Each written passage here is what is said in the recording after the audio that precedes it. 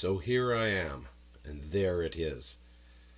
A bloody big rat, creeping, almost sauntering in a suspicious manner outside one of the former Victoria Machinery Depot buildings. The rodent's fur was black as the humor of the situation that played out before me. I could see and feel its stare. I hate rats. Perhaps my feelings of fear are unwarranted. My recollection of every horror movie that I had ever seen with the villainous rodent triumphed over its victim, replayed in my head all at once in letterbox format. I was frozen, unmovable in my tracks, hoping to avoid detection in the shadows of the right side of the street. An eerie noise played upon the air, a soundtrack complete with macabre Vincent Price laughing. My senses cleared to realize that it was nothing more than a creaking wooden door from the topsoil company. Another dirty, filthy accomplice of that creature who stalked me now. I inhale a deep breath and glance back at my pursuer. Cautiously, I walk, leading off with my right leg. I stop within seconds and wonder if this rodent is hungry.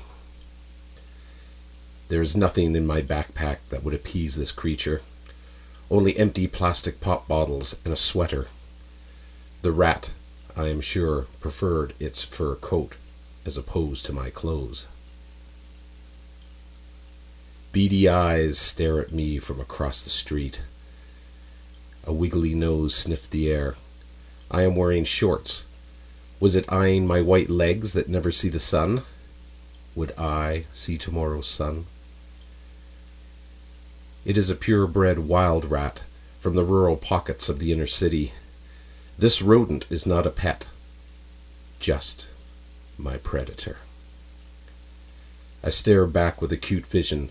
Although my glasses are meant for reading, I wish I could read its mind right now.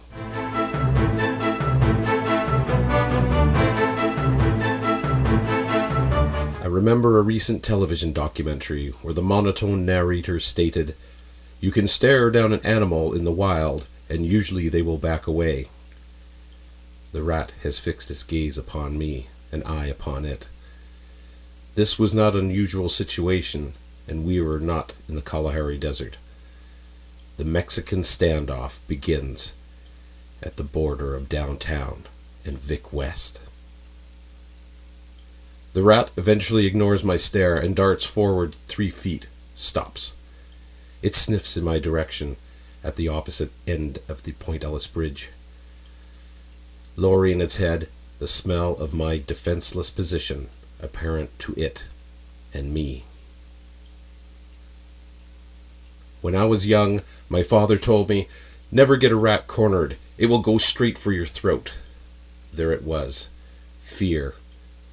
The whole fear, death, and dying consummation right in front of me. The rat was to the left and a little behind the approach of the bridge. I zipped up my jacket to conceal a vulnerable, exposed neck. I hate rats. Moving forward, I used the bridge to my advantage. The rat had one more warning for me. Its mouth opened and I could see the teeth, white shards used for tearing, gashing, and ripping each part of my 7-layered skin. The lesser known of the Grim Reaper brandished his scythe, and it cut deep into my psyche.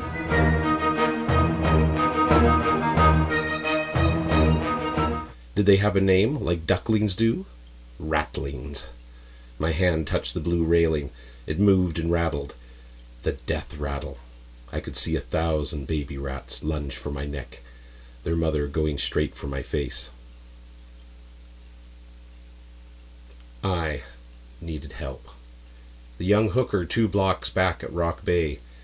Would she help me? For $25, for $40, or $60?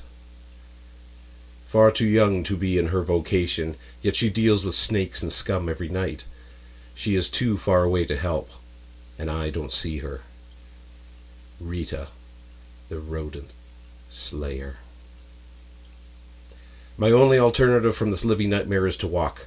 I proceed forward upon the bridge, head turned to the left, checking the pursuit of my enemy. I can see the view of the inner harbor towards the Johnson Street Bridge.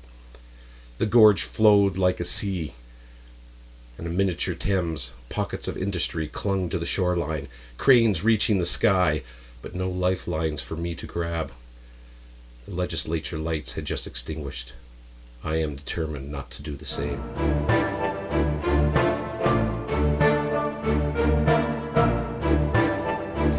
The sound makes the rat pause, then continue a foot further. I desperately want to cross the pavement to the sidewalk on the left side of the bridge. The wind is blowing stronger the closer I encroach to the middle of the span. I try to shut my brain off from the analogy of the situation, the kiss of death. The rat is in full stalk, hugging the curb of the left side sidewalk. It is bigger than I thought. Jesus! It's the mother of all rats! My legs are aflame with pain. Old injuries to my knees as an adolescent are screaming for me to stop. But I can't. Not now. Not ever. My furry friend makes a decision to move, crosses over to my side of the bridge, seeking survival. The rat steers back to the middle of the traffic lane. I see its plan. Race up parallel, then force me to the rail where my destiny is sealed. I refuse to run down the decline of the bridge. A running man always dies. It's a Hollywood thing. The rat, in full four-paw overdrive, takes the bead on me down the yellow center line. I can look anywhere but towards Tyee Street, less than a minute in front of me. There's a sound from behind that I can't recognize. Still, I don't look. The noise becomes louder. A deafening roar buffets my ears, and the growing brilliance casts my shadow towards the final destination. Is it heaven or hell that will take me? This moment, when it strikes, I can hear it, just behind me, drooling with its teeth exposed, then horns, Gabriel calling out my swan song for everyone and no one to hear. There's a crack and a snap. I feel wet upon my left leg, then all is black. In what felt like a delirium of a lifetime, my vision returns to me. I see a truck ahead of me driving down the bridge to stop at the traffic signal. I look over my shoulder and see the flattened impression of my former predator, married to the yellow line.